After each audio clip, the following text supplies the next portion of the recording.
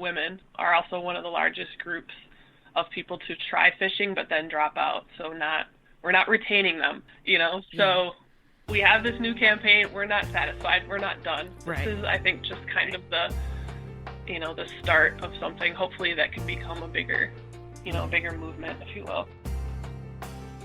That's Rachel Piacenza, Director of Marketing for the Recreational Boating and Fishing Foundation. Her job is to encourage people to get out on the water boating and fishing. This year, they started a women's fishing initiative called Making Waves through RBFF's brand, TakeMeFishing.org. On this episode of the Woman Angler and Adventurer podcast, you're going to hear about this campaign, learn about Rachel, and some of the other things RBFF is involved in, as well as their goals for the future. So sit back and dream big with us. Together, we can make these dreams come alive.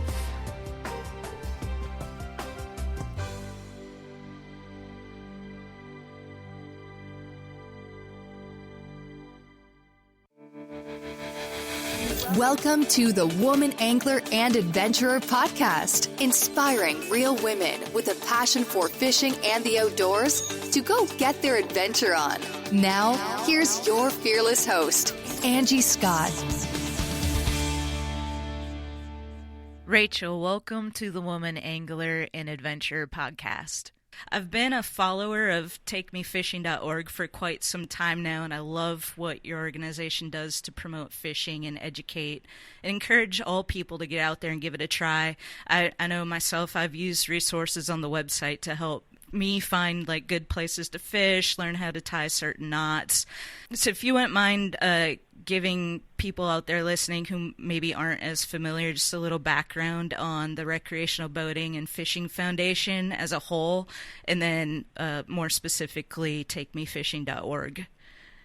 Yes, absolutely. So the Recreational Boating and Fishing Foundation, we've been around. Actually, we'll be celebrating our 20th anniversary here in a couple months. Wow. So back in 1998, we were formed.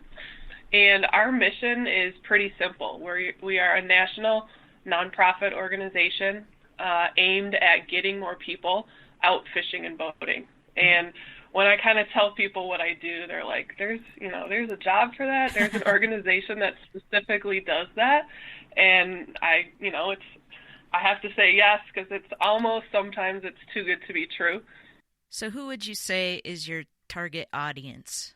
Our audience, the main core audience that we go after is a multicultural family outdoors audience. So people who are outside but might not be thinking about fishing or boating. Maybe they're camping, maybe they're hiking, maybe they're just, bird watching, enjoying the outdoors, but haven't really tried to fish, maybe have gone fishing once or twice, maybe have tried boating, but just, that's not part of their typical thought process when they go outside.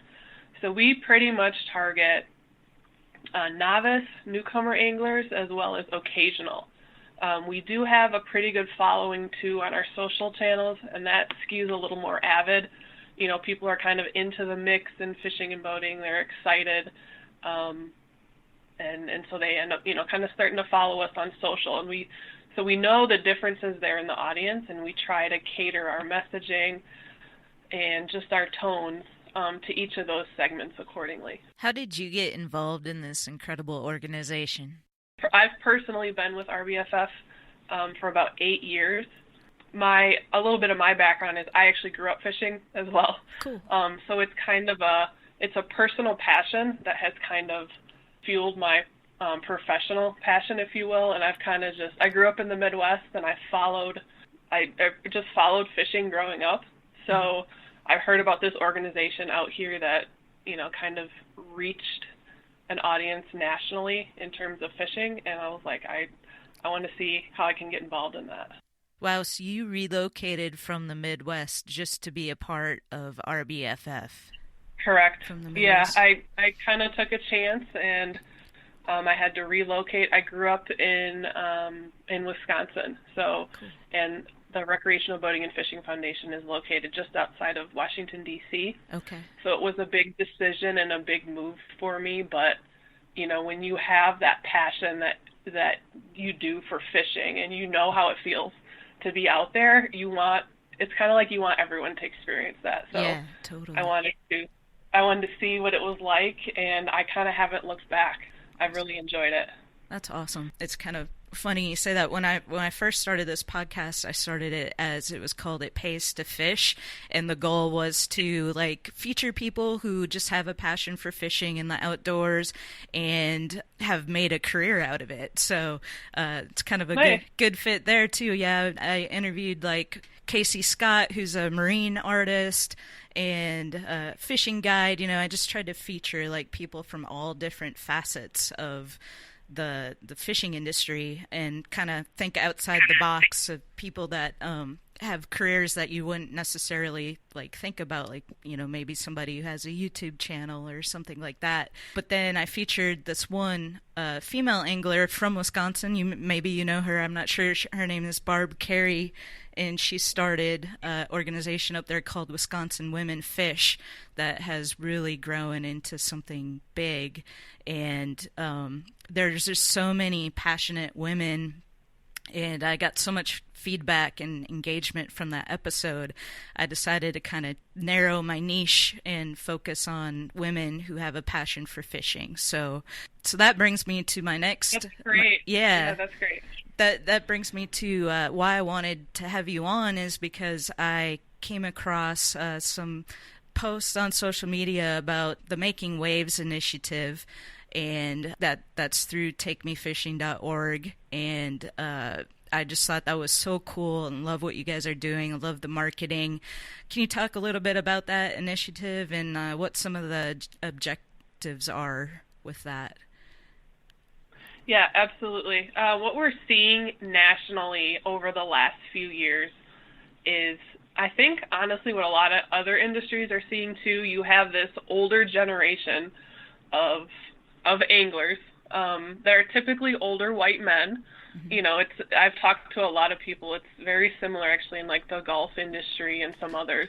But as these boomers start to age out of the sport, it's important. We have to keep these sports alive somehow, right? Mm-hmm. So a lot of the new participants we're seeing they're skewing younger and they're skewing female.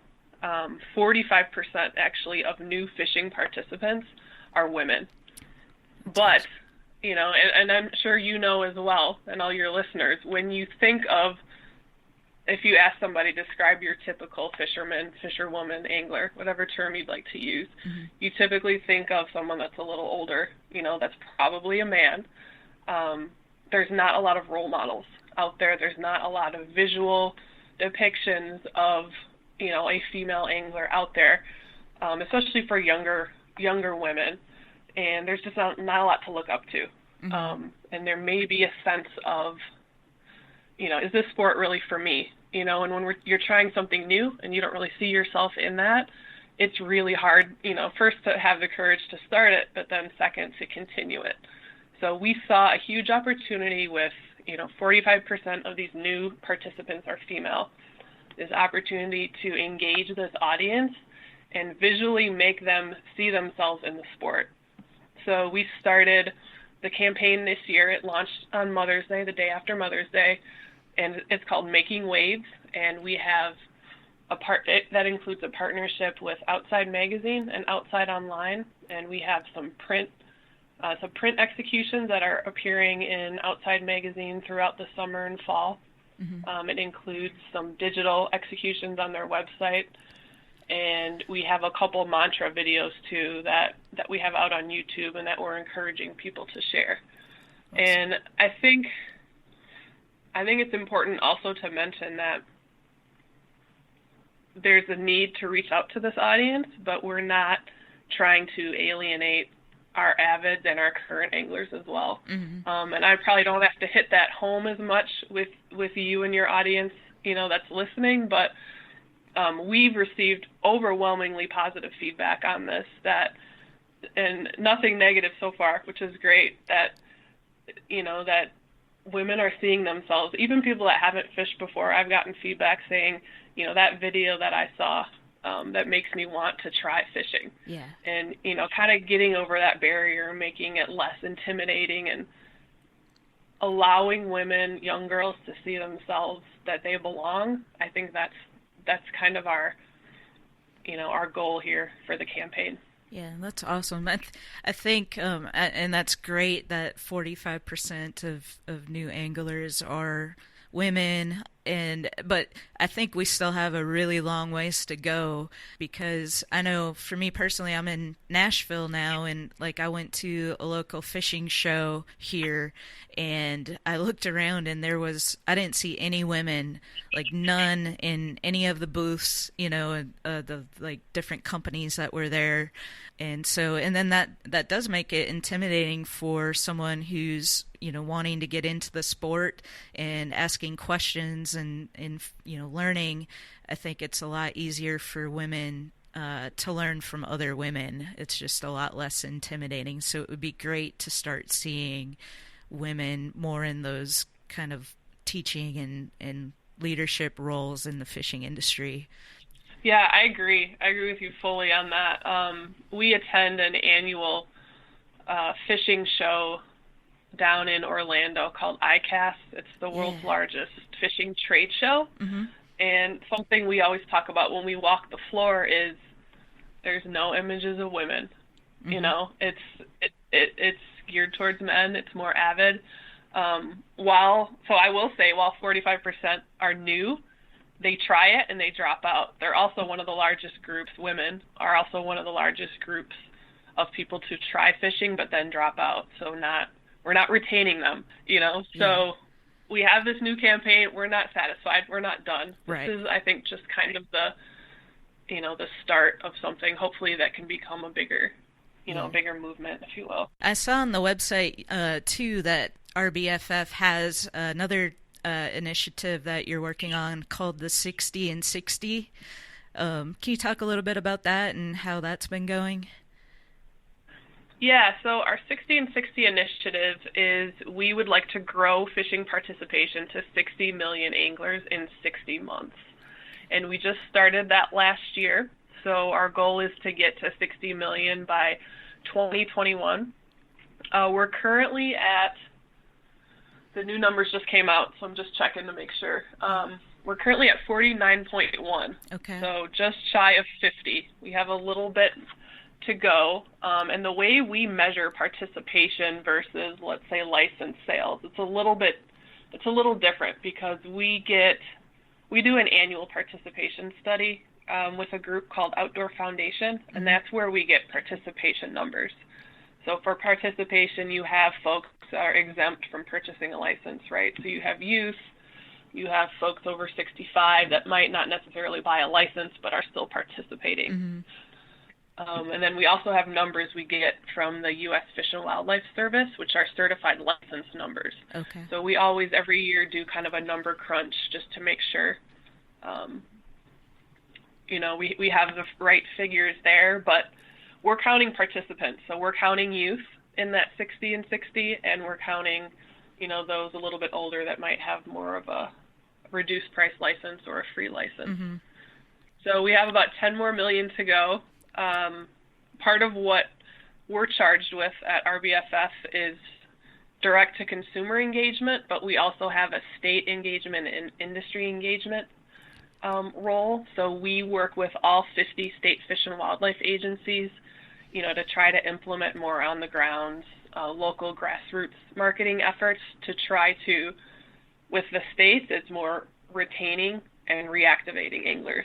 RBFF, we kind of see ourselves as more recruitment, getting the recruitment umbrella out there to get people in and interested in the sport.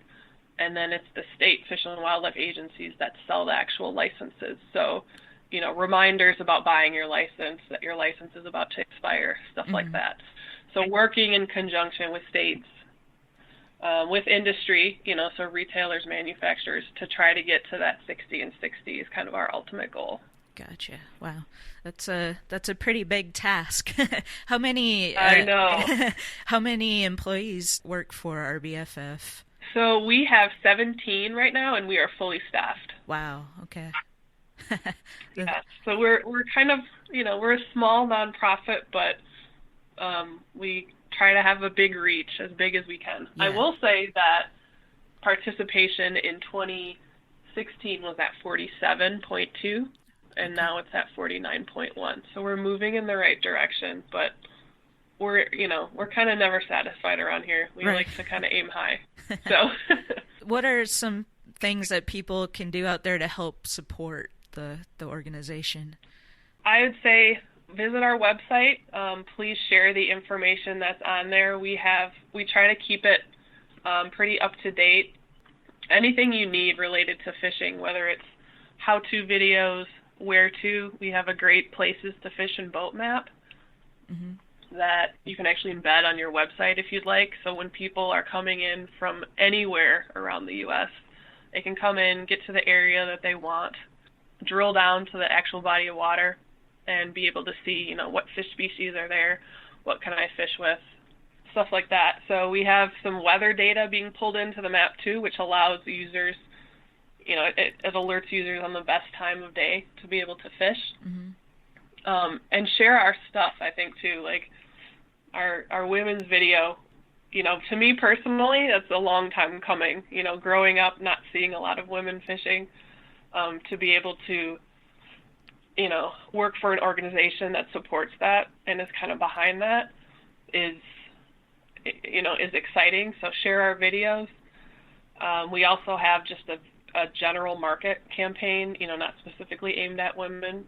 Share as much as you can, get the word out. I'm sure most of your listeners are probably skew a little bit more avid or more outdoorsy.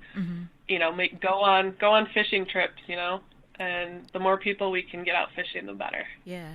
I love the marketing materials. They're just really well done, and I've shared the video, got some good comments from that, so that's really cool. I love the one of the slogans of one of the pieces, the photos, says, "I don't wait for respect, I reel it in," and I just absolutely fell in love with that. I'm kind of stealing that. Awesome. Steal away. My personal slogan.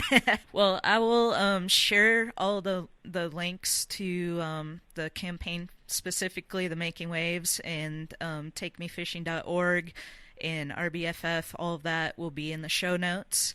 And I just, again, thank you so much for taking the time to be on, and wish all the success, and love what you're doing over there. So keep up the great work. Yeah, I appreciate it, Angie. Thanks for your time. And if any of your users or listeners have any questions, feel free to reach out directly or through Angie. I love talking about fishing, so I could probably talk with you all day about it. And I'm happy to keep you updated too on how the campaign goes and how we're planning to roll it out here, next year, because we just launched Mother's Day, but we're already starting to talk about next year already. Cool. So. Awesome. Well, maybe I'll have you back on again down the road, and we'll get an update. That would be great. Yeah, that'd be awesome. I'd be open to it. All right. Thank you so much.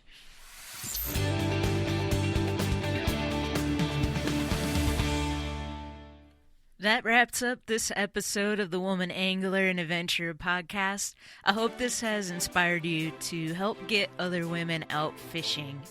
If you're enjoying this podcast, please help support it by subscribing and leaving a rating and review on iTunes. I've got a lot of really cool guests lined up for upcoming episodes. In fact, I'm in Punta Cana right now interviewing a super cool adventurer. I'm doing a little surf fishing while I'm here as well. If you want to see some behind the scenes pics, join the Woman Angler and Adventurer Facebook group so you can have backstage access and be a part of the Woman Angler community. Thanks for being a part of this journey. Until next time.